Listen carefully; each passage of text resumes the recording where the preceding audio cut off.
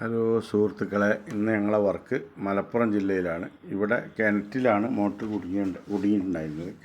Open വെല്ലിൽ borewell അടിച്ചതാണ്. PVC പൈപ്പായിരുന്നു.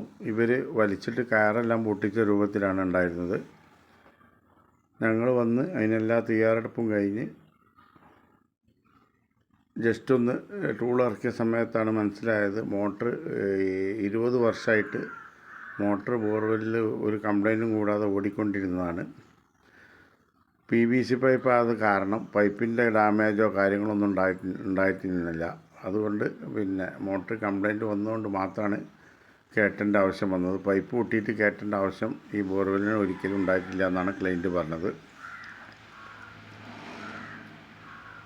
ഞങ്ങൾ പുള്ളർ ടൂൾസ് ഉപയോഗിച്ച സമയത്ത് മോട്ടറിൻ്റെ അതിൻ്റെ തലഭാഗം പൊട്ടി വന്ന രൂപത്തിലാണ് നമുക്ക് മേലേക്ക് വന്നുകൊണ്ടിരുന്നത്.